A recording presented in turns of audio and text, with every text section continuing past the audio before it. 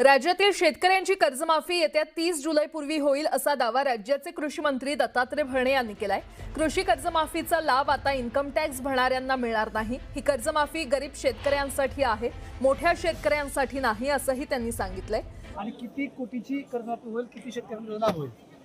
शेतकरी साधारणतः 56 लाखच्या आसपास शेतकऱ्यांचा आकडा आहे।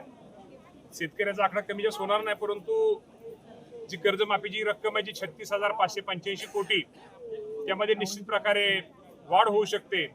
साधारणतः माझ्या प्राथमिक अंदाजानुसार, मी तुम्हाला करेक्ट म्हणत नाही, पण प्राथमिक अंदाज साधारणतः सोमवार मंगळवार आकडा तो समजेल, परंतु अंदाजे माझ्या माहितीप्रमाणे 40,000 कोटीच्या आसपास ती रक्कम जाईल। आणि निश्चित प्रकारे या राज्यातील या अडचणीच्या काळामध्ये माझ्या शेतकऱ्यांना कुठली निवडणूक समोर नसतानाही या राज्याचे मुख्यमंत्री देवेंद्र फडणवीस साहेब असतील, एकनाथजी शिंदे साहेब असतील, सुनेत्रावहिनी पवार साहेब असतील, या सर्वांचा एक राज्याचा शेतकऱ्यांचा प्रतिनिधी, राज्याचा कृषी मंत्री म्हणून मी या तिघांचेही आभार मानतो।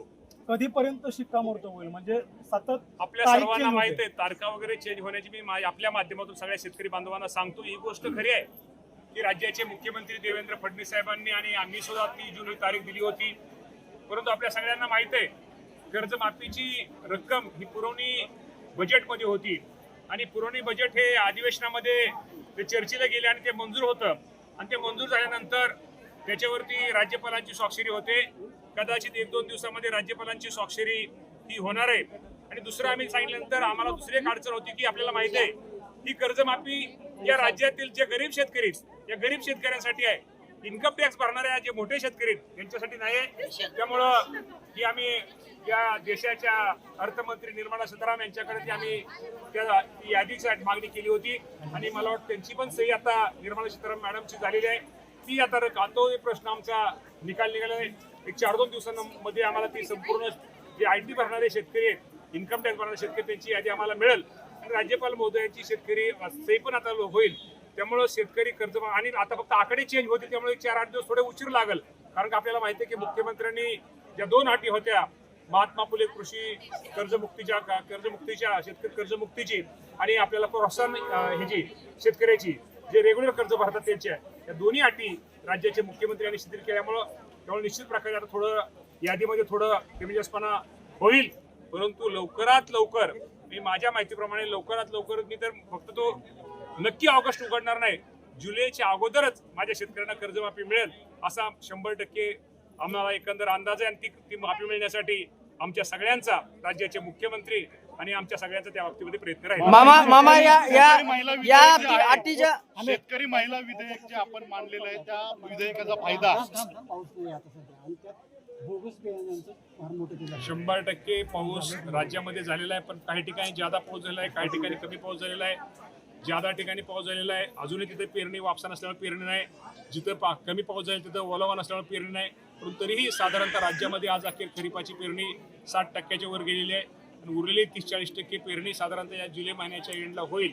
आणि बियाण्याच्या बाबतीमध्ये तुम्ही सांगितली ही गोष्ट खरी आहे की सोयाबीन बियाच्या बाबतीमध्ये असं काही ठिकाणी अनेक ठिकाणी तक्रारी आलेल्या आहेत की त्याचे नमुने पण आपण सगळ्यांनी तपासलेले आहेत आणि या बाबतीमध्ये ज्या बियाणे कंपनीने चुकीचं बियाणे दिलेलं आहे किंवा फसवणूक केली आहे, त्या बाबतीमध्ये त्या बियाणे कंपन्यावरती कारवाई तर नक्की केली जाईल आणि त्या शेतकऱ्याला कशी मदत करता येईल तो प्रयत्न आमच्या सरकारचा राहील। शेतकरी गोगलगाईचा पण प्रादुर्भाव आहे, या बाबतीमध्ये काय करता येईल ते आम्ही प्रयत्न करतोय। तोही पंचनामा शेतकऱ्यांचा गोगलगाईमुळे जे पिकांचं नुकसान होईल तोही पंचनामा करण्याच्या सूचना आम्ही आमच्या कृषी आणि महसूल अधिकाऱ्यांना दिलेल्या आहे। मामा या अटी शिथिल केल्यामुळे राज्याच्या तिजोरीवरती 4 ते 5 हजार कोटी रुपयांचा भार पडणार आहे, तर याचं मॅनेजमेंट सरकार कसं करणार आहे? मॅनेजमेंट आमच्याकडे यादी तयारच आहे, फक्त 50,000च्या ऐवजी 2 लाख रुपये करणार आहे आम्ही, फक्त प्रोत्साहनच्या ह्याच्यामध्ये कमी जास्त शेतकरी होतील। यामुळे दत्तात्रय भरणेंनी छातीटोपपणे सांगितलं होतं की 30 जूनला कर्जमाफी होईल, त्याच्यानंतर 5 तारीख दिली, आता तुम्ही 8 दिवस म्हणताय, मागच्या आठवड्यात 8 दिवस म्हटलं होतं, तुम्ही शेतकऱ्यांना तारीख सांगता? छातीटोपपणे सांगणं म्हणजे तेच मी तुम्हाला सांगितलं की शेवटी विधानसभेचं जे अधिवेशन चालू आहे त्यामध्ये पुरवणी बजेट चालू आहे, त्या पुरवणी बजेटमध्ये त्या रकमेची तरतूद केलेली आहे, 20,000 कोटीची पहिल्यांदा तरतूद केलेली आहे। त्या तरतूद केली, त्याच्यावरती राज्यावरती ते अधिवेशन संपल्यानंतर ती राज्यपाल महोदयांच्या पुरवणी बजेट सहीला जातं। राज्यपाल महोदयांची सही झाल्यानंतर आता सही 1-2 दिवसामध्ये होईल, काल परवाच अधिवेशन संपलेलं आहे, ती सही होईल आणि आपण मग इन्कम टॅक्सच्या शेतकऱ्यांचं जे तुम्ही होतं सातत्यानं हे सांगत आहात. आता कर्जमाफी केलेली नाहीये, 7-8 महिन्यापूर्वी कर्जमाफी केलेली आहे आणि तुम्ही आता सांगता आहात की आम्ही इन्कम टॅक्सच्या याद्या मागवल्या. हे आधी पण सरकार करू शकलं असतं. मग हे सरकारने का नाही Income केलं? tax- आणि सरकारला खरंच कर्जमाफी शेतकऱ्यांना द्यायची आहे का, की सरकार पुन्हा एकदा शेतकऱ्यांच्या तोंडाला पाणी पुसणार? हे सरकार शेतकऱ्यांचं हित साधणारं सरकार आहे. राज्याचे मुख्यमंत्री पण जरी नागपूरला राहतात, ते पण शेतकरी आहेत. मग दिरंगाई का होती? एकनाथ शिंदे साहेब शेतकरी आहेत. सुनेत्रा वहिनी तर तुम्हाला आपल्याला शेजारी आहेत. ते शेती करतात आणि कृषी मंत्री पण शेतकरी आहे. त्यामुळे दिरंगाई जरी होत असली तर ते शेतकऱ्यांच्या भल्यासाठीच दिरंगाई आहे. असं समजा जर त्यावेळेस जरी आपण अगोदर केलं नसतं, मुख्यमंत्र्यांनी 2 अटी शिथिल केल्या नसत्या. त्या मुख्यमंत्र्यांनी 2 अटी शिथिल केल्या आहेत. त्यामुळं रक्कम थोडी वाढणार आहे. शेतकऱ्यांची संख्या कमी जास्त होणार आहे. त्यामुळं मी तुम्हाला प्रामाणिकपणे सांगतो, ह्यामध्ये कुठल्याही सरकारचा दोष नाहीये. शेवटी कुठलंही काम करताना त्याला राज्यपालांची मंजुरी तर आपल्याला माहिती आहे. बजेट जे असतं, बजेट सेशन असतं, पुरवणी मागणी असतात, त्याला राज्यपालांची सही व्हावी लागते. आणि राज्यपाल महोदयांची सही झाल्यानंतर खरं तर इन्कम टॅक्स शेतकऱ्यांचा हा उशिरा म्हणतात ते बरोबर आहे. त्यावेळेस काय गोष्टी आपल्याला उशिरा समजतात. आपल्याला माहिती आहे की लाडक्या बहिणी योजनेमध्ये काय ठिकाणी काय चुका झाल्या, त्यानंतर त्या दुरुस्त कराव्या.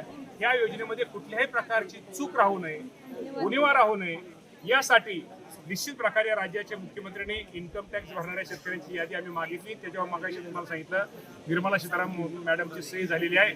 ती यादी लवकरात लवकर आम्हाला मिळेल. राज्यपाल महोदयांची 1-2 दिवसात सही होईल. मी तुम्हाला एवढं सांगतो की आज मी तारीख सांगितल्यानंतर परत तुम्ही म्हणसाल जे करायचं ते आम्हाला सरकारने 3 जून दिली होती ती जुलै ऐका ना, जुलै महिन्याच्या अखेरीला नक्की त्याच्या अगोदर होऊ शकतं. मी म्हणत नाही तुम्हाला, पण आता मी जर तुम्हाला म्हटलं तुम्ही 5 म्हणसाल, 30 म्हणसाल, जे काय थोडा उशीर होतोय तो शेतकऱ्यांच्या भल्यासाठी होतोय, शेतकऱ्यांच्या हितासाठीच होतोय. त्यामुळे काळजी करू नका. जुलै अखेरच्या अगोदर, त्याच्या अगोदर कधी होऊ शकते या राज्यात. आता जुलै महिन्याच्या अखेरीला जेवढी आपल्याला लवकरात लवकर कशी होईल 2026 मध्येच होईल. आणि निश्चित प्रकारे एवढं मी तुम्हाला सगळ्यांना सांगतो. अंतिम डेडलाईन समजायची सरकारची अंतिम डेडलाईन आमचा प्रयत्न तर फक्त यादी आम्हाला ठेवू द्या, पण अंतिम हरकत नाही.